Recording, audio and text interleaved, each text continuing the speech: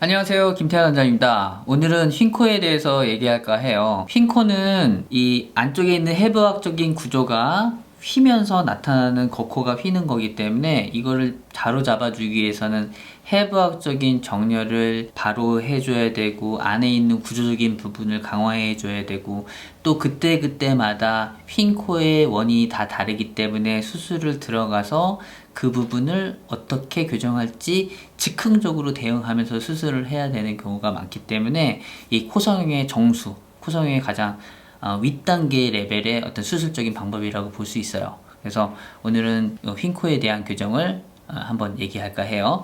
휜코에 대한 교정을 먼저 얘기하기 전에 해부학적인 구조를 다시 한번 얘기를 해야 될 것 같아요. 자, 이 그림을 보게 되면 우리 코는 위쪽에는 코뼈가, 중간은 콧등 연골이, 아래는 코끝 연골이 이렇게 구성되는 세 파트로 구성되는 영역이라고 얘기했었어요.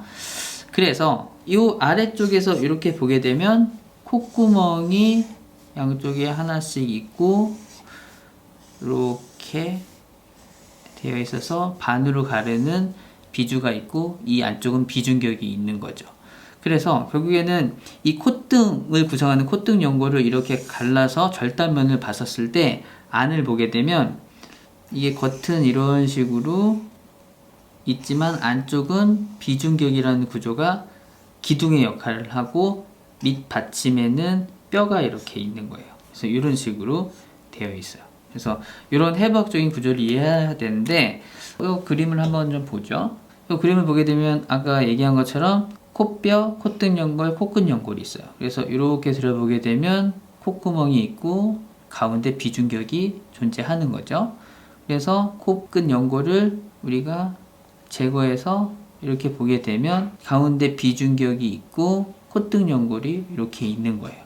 그래서 이런 구조를 갖고 있고 또 이 콧등 연골도 같이 제거해서 보게 되면 코뼈 또한 지붕 위에 뼈가 있고 기둥을 역할하는 비중격의 뼈 파트가 존재하는 거죠. 이 그림을 보면 제가 지금 어느 부분을 얘기하고 있는지 이해하실 수 있을 거예요. 그래서 뼈를 절단한 A면과 콧등 연골을 절단한 B면을 보게 되면 A면은 전체적으로 다 뼈로 되어 있고 아래쪽에 비중격의 뼈 파트가 이렇게 구성이 되어 있어요. 그 B 파트의 절단면을 보게 되면 이 가운데부터 이 위쪽이 약간 편편한 면이 존재해요. 그리고 양옆으로 콧등 연골이 옆에 구성되어 있는 거죠. 그래서 이런 식으로 구성이 되어 있다 라는 거를 일단은 이해를 해야지 제가 앞으로 설명한 것을 쉽게 이해할 수 있을 거예요. 다음 그림을 보게 되면 이거는 휘어있는 코죠. 휘어있는 코는 콧등 연골이 이런 식으로 휘면서 코가 전체적으로 휘어있는 거예요. 이거를 절단면을 해서 보게 되면 실제로 이 안에 있는 비중격이라는 이 부분이 아래 초석이 되는 이 부분과 연결이 잘 되어 있으면서 휘어있는 경우도 있고 얘랑 어긋나면서 휘어있는 경우도 있어요. 이 휘는 경우는 지붕은 한정적으로 딱 존재하는데 성장 과정 중에서 비중격이 길이 성장을 하면서 더 이상 위쪽으로 갈 수 없으니까 이렇게 되면서 점점 좀 휘는 경우도 있고 이 초석 부분이 이 아래쪽에 있는 지지구조의 이 바닥 부분이 중앙에 있지 못하고 옆으로 있거나 했었을 때 그게 옆으로 돌면서 꺾이면서 나타나는 경우도 있어요. 이 모양이 이렇게 돼 있는 경우도 있고 여러 가지 원인에 의해서 휘어있는 모양이 다양하게 나타나요. 그래서 이렇게 휘었다고 해도 비중격이 일으키면서 왼쪽 콧구멍 쪽으로 코막힘이 있을 수도 있고 이렇게 휘면서 오른쪽이 막힐 수도 있고 다양하죠. 앞서 얘기한 것처럼 이런 데가 비밸브가 협착이 와가지고 더 숨쉬기가 어려워질 수 있는 거죠. 그러면 이런 부분을 어떻게 교정을 할 것이냐, 결국에는 연골은 탄성이 있는 스프링 같은 구조예요. 그렇기 때문에 얘를 이렇게 민다고 해서 얘가 이렇게 휘어 있는 걸 이렇게 민다고 해서 얘가 이렇게 있지 않아요. 다시 돌아와요. 탄성을 갖고 있기 때문에. 결국에는 이 탄성을 없애기 위해서는 이 골격적인 부분을 다 분리해서 나뉘게 한 다음에 다시 모여주는 해처 모여 방식을 쓸 수밖에 없는 거예요.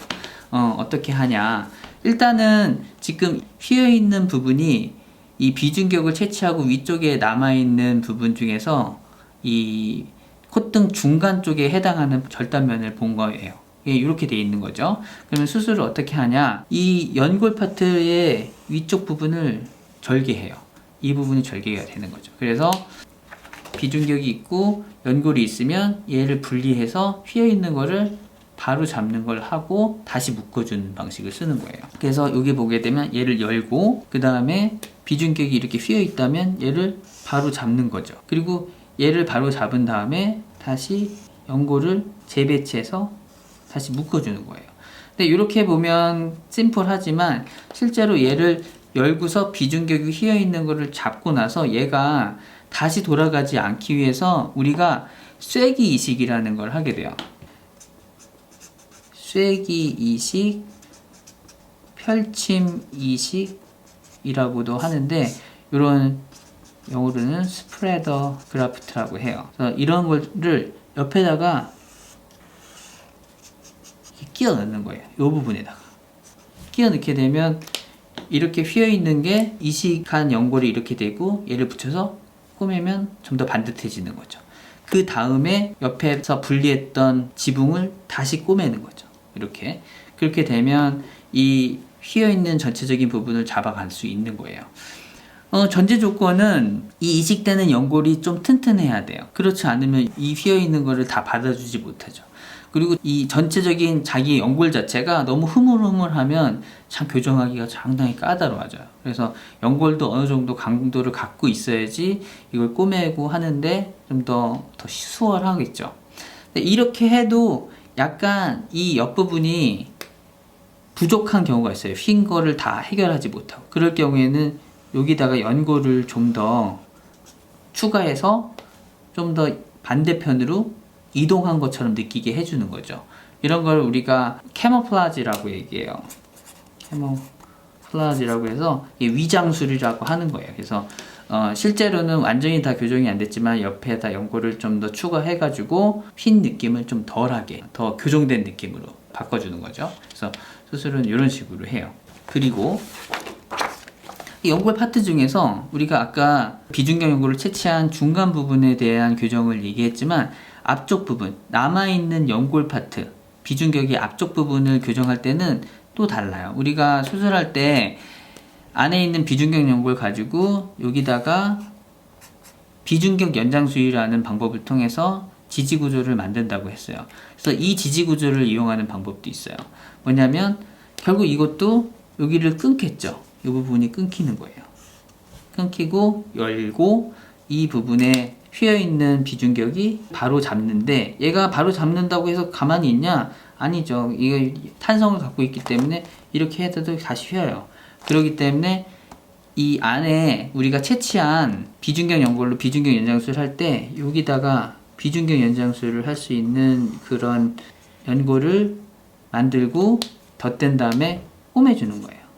그렇게 되면 이렇게 휘어 있는 거를 비중격 연골을 덧대서 딱 붙여서 반듯하게 만들어주면 강한 지지구조의 역할을 해주면서 코끝의 지지구조의 역할도 하고 앞쪽에 있는 휘어 있는 것도 바로 잡게 되는 거죠. 그리고 이 분리한 연골을 다시 붙여줘서 다시 또 꼬매는 거예요. 그렇게 되면 휘어 있는 거를 잡아갈 수 있는 거죠. 이런 경우 말고도 상당히 다양한 휘어 있는 상황에 맞닥뜨리게 돼요. 그때마다 아까 얘기한 것처럼 임기응변을 할 수 있어야 돼요. 그래서 이 휜코는 상당히 경험치가 많고 그런 임기응변에 능해야 수술적인 완성도가 높아져요. 그래서 코성형의 어떤 정수라고 할 수 있죠. 그래서 각 케이스마다 할 수 있는 충분한 경험치를 갖고 있는 수술자에게 받는 것이 유리하다고 볼 수 있어요. 그래요. 오늘은 휜코에 대해서 얘기했습니다. 영상 시청하시면서 궁금한 거 있으시면 질문해 주시면 답변 드리도록 할게요.